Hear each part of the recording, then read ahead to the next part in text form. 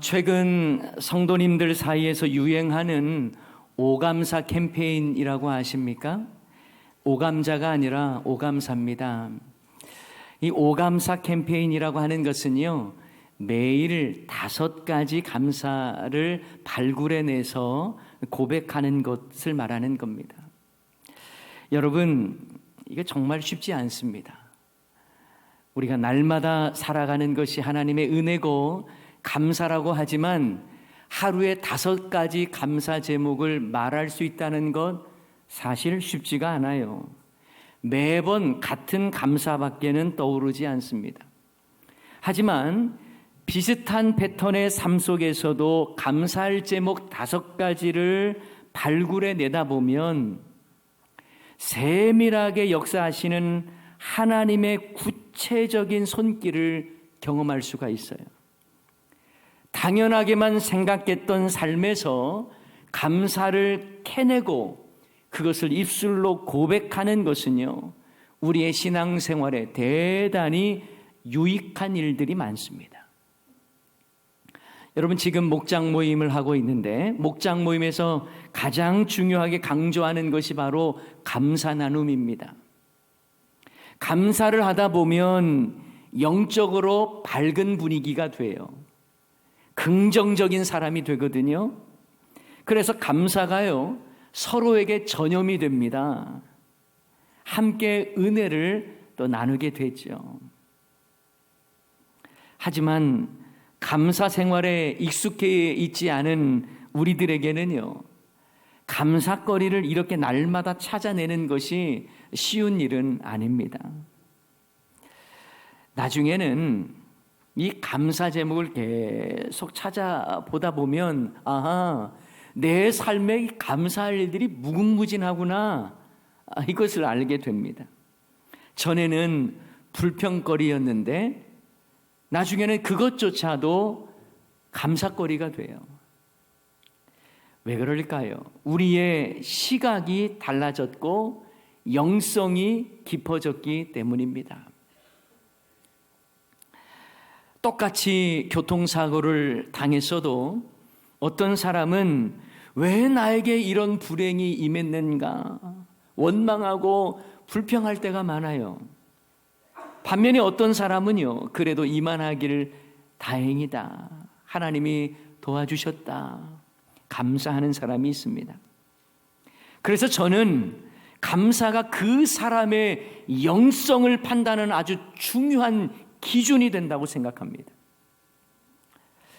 저희 둘째 형수님 이야기를 좀 하려고 하는데요, 저희 둘째 형수님은 결혼 이후에부터 시력이 더 안 좋아지기 시작하면서 한 20년 가까이 전부터는요, 앞을 보지를 못해요. 혼자의 힘으로는 밖에 나갈 수도 없습니다. 그래서 제가 꽤 오래전에 위로의 마음을 담아서 형수님 많이 힘드시죠? 이렇게 여쭙더니 하시는 말씀이, 그래도 저는 육신의 눈은 안 보여도 영적인 눈은 열려 있어서 감사해요. 그러면서 형수님은요, 늘 기도하면서 하나님께 자신의 삶을 전적으로 맡깁니다. 얼마나 기도 생활을 열심히 하고 주님을 향해서 중심을 드리는지를 몰라요.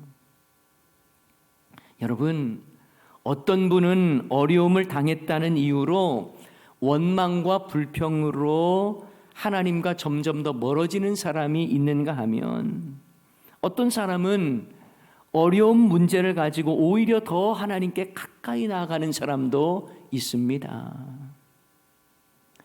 눈이 멀었지만 믿음의 눈이 있음을 인하여 감사하는 사람이 있는가 하면, 눈이 멀었기 때문에 이제는 절망밖에는 없다고 낙심하면서 영적인 눈까지 멀어버리는 사람도 있다는 거예요. 똑같은 사건이고 똑같은 고난이지만 받아들이는 사람에 따라서 너무나 다르다는 것을 우리는 알 수 있습니다. 여러분, 믿음의 사람은 달라야죠. 어려운 중에도 감사할 수 있다는 것이 바로 믿음의 모습 아니겠습니까? 오늘 본문 말씀은요, 사도 바울이 빌립보 교회를 향하여 감사의 마음을 전하는 내용입니다. 바울은 주 안에서 크게 기뻐한다라고 말하고 있는데요, 사실 전체적인 문맥으로 보자면 바울이 크게 기뻐하는 이유는 빌립보 교회가 에바브로디도 편으로 감옥에 있는 지금 사도 바울에게 보내온 물질적인 도움 때문이라고 볼 수 있습니다. 자, 그 내용이 18절에 나와 있는데요, 이렇습니다.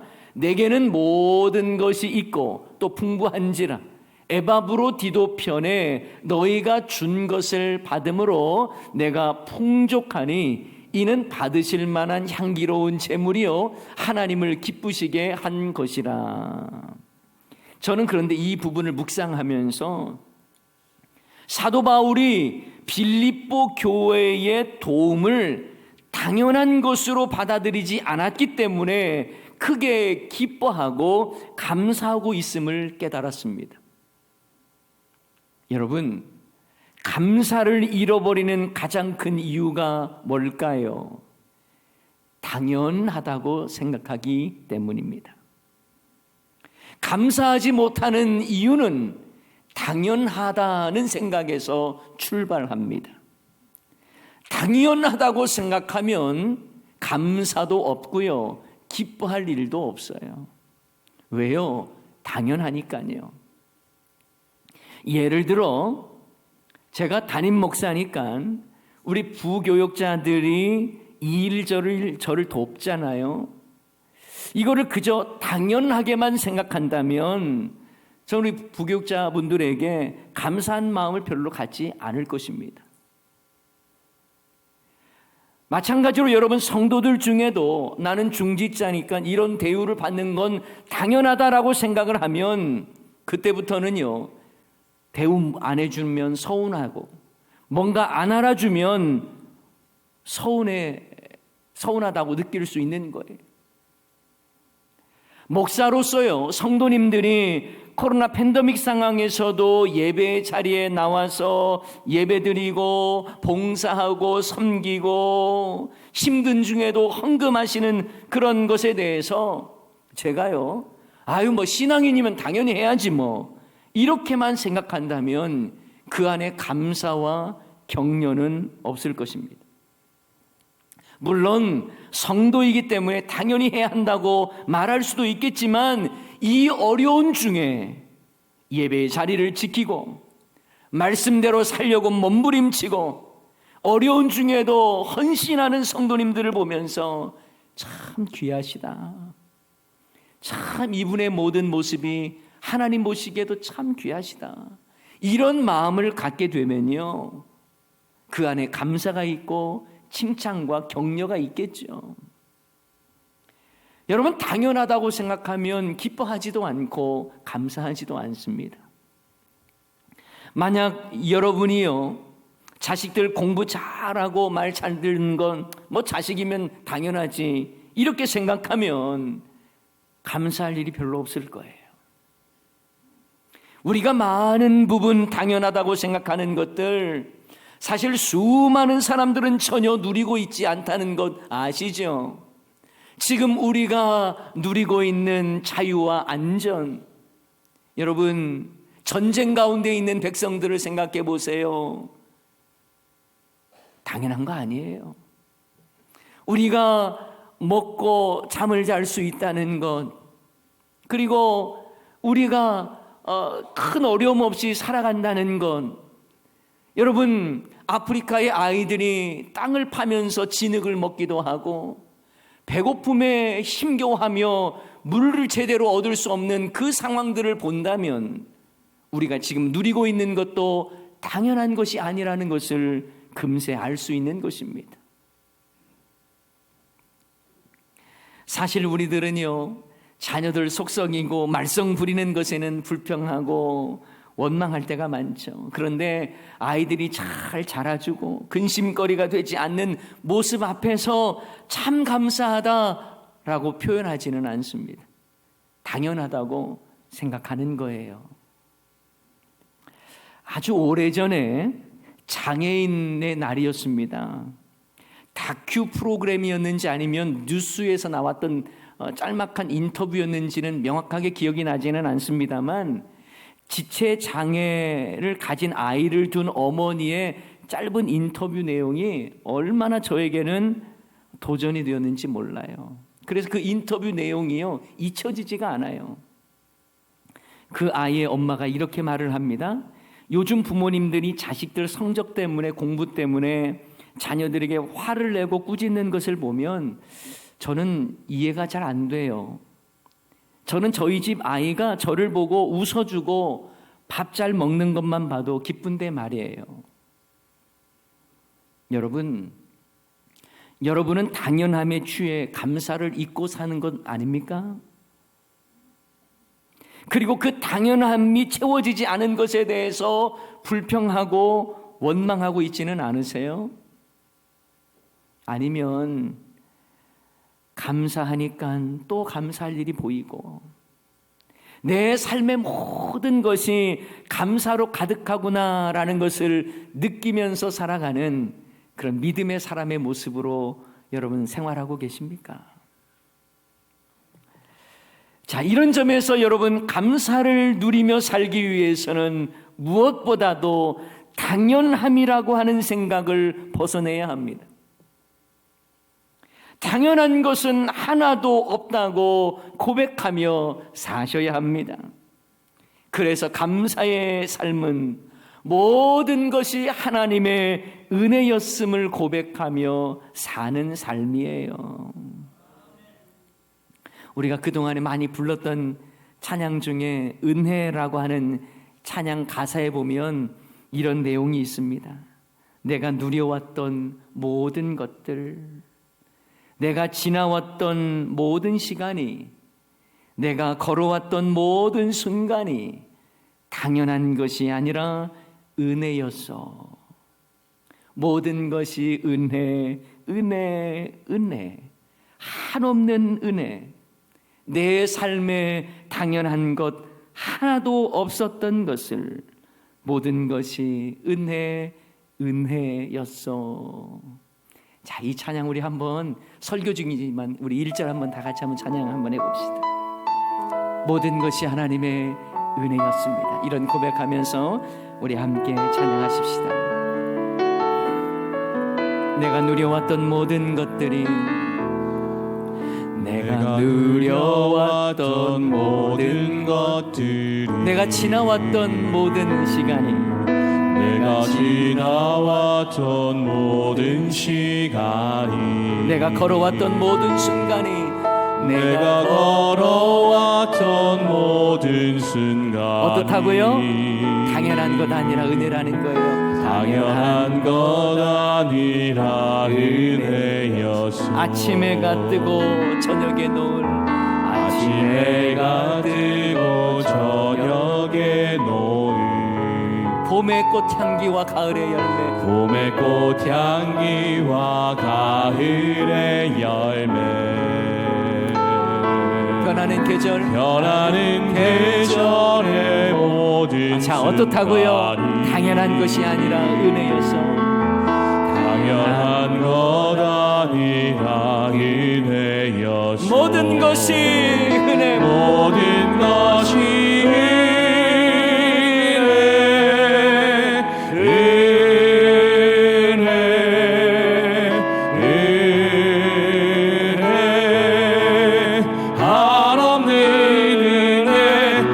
삶에 당연한 것 하나도 없었던 것을 모든 것이 은혜였어. 모든 것이 은혜입니다. 모든 것이 은혜,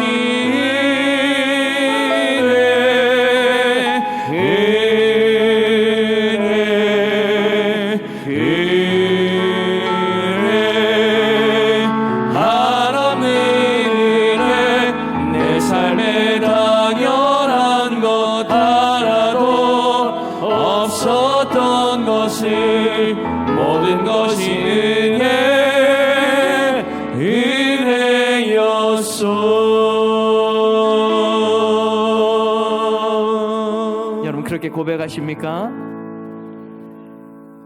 내 삶에 당연한 것 하나도 없었다는 고백이에요. 그래서 모든 것이 하나님의 은혜라고 고백하는 것입니다. 여러분 오늘 본문에서 만약에 사도 바울이요 복음을 위해 내가 수고하다가 이렇게 감옥에 갇혀 있으니까 고초를 당하고 있으니까 당연히 교회마다 나를 물질로 도와줘야 되고 나를 대접하고 나를 인정하는 건 당연하지 생각했다면 그게 기뻐하지도 감사하지도 않았을 거예요. 하지만 바울은 이것을 당연한 것으로 생각하지 않았기 때문에 하나님께 감사하고 또한 빌립보 교회를 향해서 크게 기뻐했던 것입니다. 여러분 감사하며 기뻐하면서도 바울은요 자족이라고 하는 단어를 사용하고 있습니다. 여러분 성경에 나오는 이 자족이라고 하는 단어 아우타르케스라고 하는 헬라어 단어인데요. 이 단어는 성경의 만족을 의미하는 히카노스라고 하는 단어와는 좀 차이가 있습니다. 자, 뒤에 나오는 이 히카노스 만족이라고 하는 단어는요 환경으로 충분하게 채워졌을 때에 나타나는 상황을 말하는 거예요. 그런데 자족이라고 하는 아우타르케스라고 하는 이 단어는 외부 환경과는 독립적으로 충분하게 느끼는 상태를 말하는 것입니다. 서로 달라요. 그래서 영성이나 경건과 연결지어서 말씀할 때는요 이 만족이라고 하는 단어를 쓰지 않고 자족이라고 하는 단어를 씁니다. 자, 디모데전서 6장 6절 말씀 한번 다 같이 볼까요? 시작.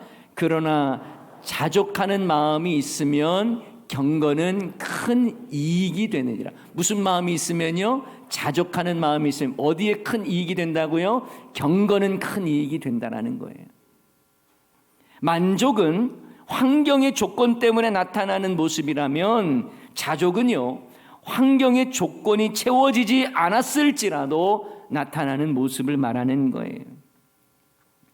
그래서 지금 사도 바울은 자신의 상황이 궁핍하고 감옥에 갇혀 있고 여러 가지 어려움이 있다 하더라도 어려운 형편이든에서도 나는 자족하기를 배웠다라고 선언을 합니다. 그 내용이 11절 12절 말씀인데요 제가 한번 읽어드릴게요. 내가 궁핍함으로 말하는 것이 아니니라 어떠한 형편에든지 나는 뭘 배워요? 자족하기를 배웠노니 나는 비천에 처할 줄도 알고 풍부에 처할 줄도 알아 모든 일 곧 배부름과 배고픔과 풍부와 궁핍에도 처할 줄 아는 일체의 비결을 배웠노라. 사랑하는 여러분 감사하는 삶을 살기 위해서는요 뭘 버리라고 말씀드렸어요? 당연함이라고 하는 사고를 벗어버려야 한다라고 말씀드렸어요. 또 하나 감사의 삶에 여러분 체질화되기를 원하시고 또 감사의 삶을 날마다 살기를 원하신다면 환경의 조건에 따른 감사, 다시 말하면 때문에라고 하는 이 사고를 벗어버려야 한다라는 거예요. 그래야 감사할 수 있습니다. 환경의 조건이 채워져야 감사할 수 있다라고 하는 이 사고는요 환경의 조건이 채워지지 않을지라도 그럼에도 자족하며 감사하는 이 모습을 뛰어넘을 수가 없는 거예요. 감사의 삶은요 자연스럽게 자족의 삶과 연결되어 있습니다. 감사의 삶을 살기 위해서는 주어진 환경으로 감사를 제한하지를 마셔야 하는 거예요. 환경을 초월한 감사의 삶을 살아야 하는 것입니다. 늘 부족하다 생각하고 원망하는 사람에게는요 감사의 삶은 점점 더 멀어질 수밖에 없는 거예요. 사랑하는 여러분, 감사의 삶을 살아가기 위해서는요 자족해 하시는 하나님을 바라보며 사셔야 하는 거예요. 사실 자족이라고 하는 것 자체가요, 우리 스스로 만들어내기가 너무 어려워요. 그래서 하나님께서 우리에게 능력 주셔야 또 자족게 되는 거예요. 그래서 모든 것이 감사임을 알게 되고 하나님의 은혜임을 깨닫게 되는 것이죠. 여러분, 우리가 감사의 기준을 사람과 환경에 두면요, 감사의 삶의 한계를 정하는 것과 같습니다. 그래서 감사의 지경이 좁아질 수밖에 없는 거예요. 근데 여러분 13절 말씀에 보면 이런 말씀이 있어요. 여러분 잘 아는 말씀이에요.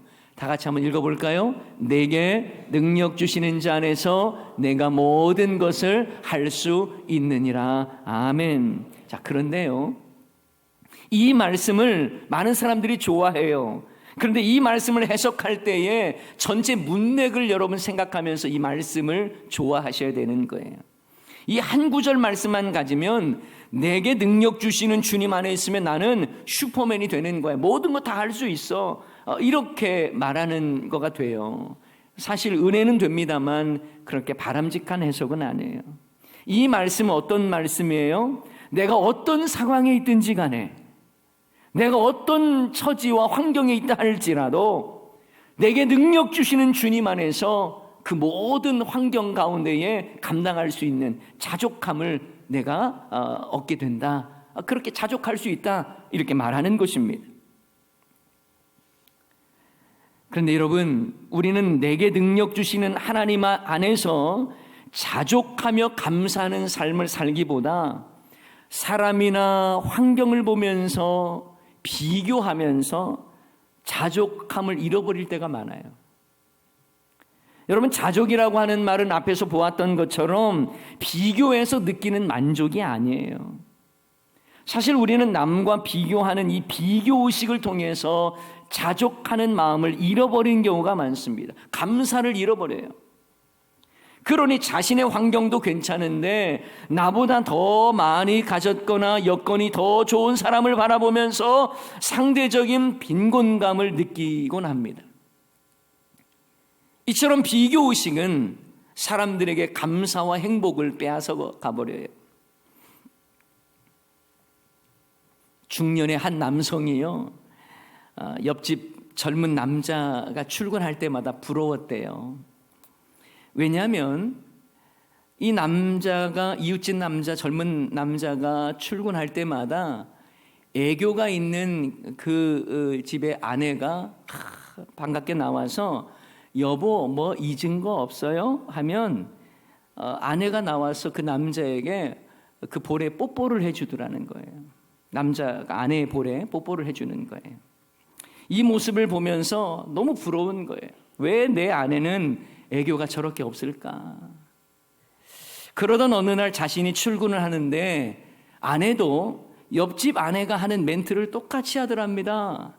여보 뭐 잊은 것 없어요? 남편은 이제야 내 아내도 옆집 여자에게 영향을 받아서 많이 바뀌었구나 싶어서 기쁜 마음에 자기도 아내에게 뽀뽀를 해주려고 다가갔는데 아내가 하는 이야기가 여보 여기 음식물 쓰레기 가져가야지 하더라는 거예요. 여러분, 남과 비교하면 할수록 우리 스스로는 불행하다고 생각하는 경향이 많아요. 그런데 비교하는 모습을 보면요, 이상하게 특징이 있습니다. 뭔 줄 아세요? 비교할 때 나보다 없고 약한 사람하고는 비교를 안 해요. 늘 나보다 나은 사람처럼 보이고 여건이 괜찮은 사람처럼 보이는 사람하고 비교하면서 실망하고 낙심하는 거예요. 그러면서 마음 상하고 불평하고 원망할 때가 많더라는 것입니다. 자녀를 비교할 때에도요, 자녀보다 좀 못한 아이들과 비교하거나 좀 성적이 좋지 않은 아이들과 비교하는 부모가 없어요. 엄친아나 내신 1, 2등급 아이들과만 비교합니다. 남편을 비교해도 꼭 잘 나가는 이웃집 대기업 고위 관료들이나 공무원들, 고위 공무원이나 잘 나가는 정말 사장님 이런 분들과 비교하는 거예요. 그러면서 나는 불행하다라고 생각하는 겁니다. 여러분, 우리가 비교한다는 것은 스스로 불행이라고 하는 구덩이를 파서 그 속에 내가 들어가는 것과 같아요. 그래서 감사를 잘하는 사람은요, 남과 자신을 비교하질 않아요. 주신 환경과 여건에 따라서 그 안에서도 내게 능력 주시는 하나님 바라보면서 이기고 견뎌내고 그러면서 감사하는 거예요. 여러분, 어떤 상황에서도 사도 바울이 고백했던 것처럼 내게 능력 주시는 자 안에서 내가 감당해낼 수 있다. 이 고백이 저와 여러분에게도 있기를 소원합니다. 감사하지 못할 환경은 없어요. 제가 20여 년 전쯤에 전도 동력 세미나를 다녀온 적이 있었거든요. 근데 그 일정이 너무 힘들더라고요. 새벽 기도부터 시작을 해서 저녁 12시가 가까워지는 데까지 계속 강의를 하는 거예요. 너무 힘들더라고요. 그런데 그보다 더 힘든 일이 있었어요. 한 방에 자는 목사님 한 10분 정도가 바닥에서 잠을 자는데 그 중에서 코를 심하게 고는 몇 분 목사님들 때문에 잠을 잘 수가 없는 거예요. 아니, 세미나 내내 이 참 일정도 빡빡해서 힘든데 잠을 제대로 못 자니까 짜증이 나기 시작하는 거예요. 불평이 납니다. 그런데 또 한편으로 생각하면 내가 은혜 받으려고 이곳에 왔는데 감사하지 않고 짜증만 내면 무슨 유익이 있겠나 싶은 거예요. 그날 저녁에 역시나 코를 심하게 고는 분 옆에서 누워서 감사할 제목이 뭐가 있나 생각을 해봤는데 제 머릿속에 이러한 감사가 터져 나왔습니다. 하나님, 옆에 있는 이분이 제 아내가 아님을 인하여 감사합니다. 여러분, 감사하지 못할 환경은 없습니다. 하나님이 주시는 능력으로 자족케 하심으로 감사하는 거예요. 감사의 사람은 내가 어떤 상황에 있든지 자족케 하시는 하나님의 능력 의지하며 견디게 하시고 이기게 하시기에 감사하는 거예요.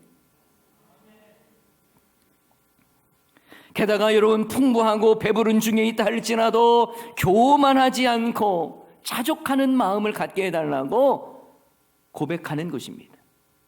사랑하는 여러분, 오늘 본문인 빌립보서는요, 옥중서신 아닙니까? 바울이 감옥에 있는 상황에 쓴 서신이에요. 그런데도 크게 기뻐하고 감사하고 있습니다. 물론 빌립보 교회에서 보내온 물질 때문에 기뻐하며 감사하는 부분도 있지만 사도 바울은요, 자족함을 말하면서 주님 주시는 능력으로 내가 어떤 상황이 있다 할지라도 자족하는 일체의 비결을 배웠다라고 말하고 있습니다. 우리 교회에서 2주 전에 우리 이지선 교수님 저희 교회 오셔서 은혜로운 간증을 해주셨죠. 그분은 만취된 차량에 교통사고를 당해서 온몸의 55%의 3도의 화상을 입지 않았습니까?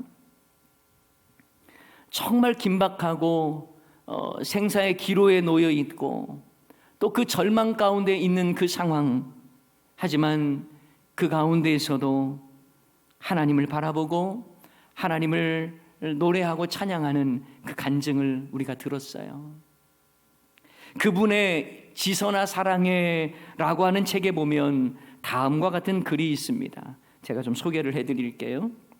사는 것은 살아남는 것과 죽는 것보다 1000배 만배 힘들었지만 왼손보다 오른손이 더 짧고 잘 움직여지지 않는데 왜 오른손을 지켜주지 않았냐며 울며 불며 원망하지 않고 왼손이라도 오른손처럼 심하지 않아 쓸 수 있으니 감사하는 마음을 주셨습니다. 손가락을 절단하러 들어갈 때에도 더 많이 자르지 않아서 감사하는 마음을 주셨습니다. 어제는 손가락으로 잡을 수 있어서 오늘은 문고리를 잡고 열 수 있어서 감사했습니다. 절망을 보지 않고 여전히 나를 사랑하시는 하나님을 바라보니 감사로 열리는 것입니다. 감사하고 기뻐할 때 하나님은 지선이를 안 쓸 수가 없잖아요. 이런 내용이에요. 사랑하는 여러분, 오늘은 맥주 감사 주일이죠.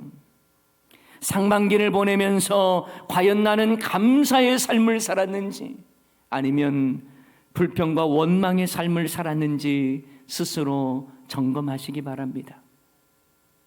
저는 오늘 말씀을 통해서 감사의 삶을 살기 위한 비결로 당연함을 벗어버려야 한다라고 말씀드렸어요. 그리고 환경을 기준으로 삼는 감사, 이 때문에 감사를 뛰어넘어야 한다라고 말씀드렸습니다. 그리고 비교의식에 사로잡혀서는 안 된다. 그렇게 하면 감사의 삶을 제대로 살 수 없다는 것도 말씀드렸습니다. 오히려 우리는 내게 능력 주시는 주님으로 인하여 하나님께서 나의 이 모든 힘들고 어려운 상황에서도 여전히 함께 하심을 믿음으로 자족함으로 감사의 삶을 온전히 살아갈 수 있는 것이겠죠. 저와 여러분, 이러한 모습으로 우리의 하반기에 감사가 충만한 여러분의 삶 그리고 여러분의 사역이 다 되시기를 주님의 이름으로 간절히 축원합니다. 오늘 말씀 생각하면서 우리 찬양하겠는데요, 감사라고 하는 찬양이에요. 혹시 모르시는 분 있다면 가사를 한번 잘 생각해 보시고요, 따라해 보시면 참 좋겠다 생각이 듭니다. 우리 찬양합시다. 오늘 숨 쉬는 것 감사. 오늘 숨을 쉬는 것 감사. 나를 구원하신 것 감사. 내 뜻대로 안 돼도 주가 인도하신 것 모든 것 감사. 내게 주신 모든 것 감사. 때론 가져가심도 감사.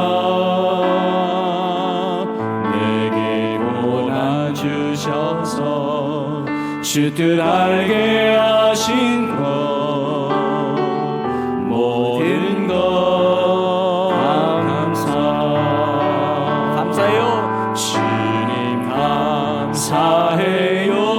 주님 감사해요. 내가 여기까지 온 것도 은혜입니다. 주님 감사해요. 주님 감사해요. 나를 사랑하신 주 사랑 감사합니다. 항상 주 안에 있음 감사. 항상 주 안에 있음 감사.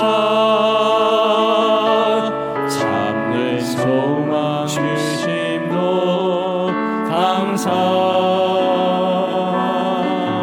나 같은 사람도 자녀 삼아 주신 것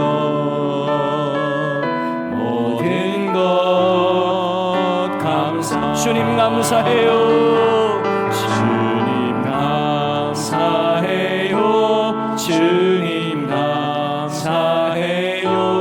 내가 여기까지 온 것도 은혜입니다. 주님 감사해요.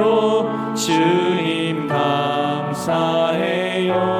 나를 사랑하신 주 사랑 감사. 한 번 더 고백합시다. 주님 감사해요. 주님 감사해요. 주님 감사해요. 내가 여기까지 온 것도 은혜입니다.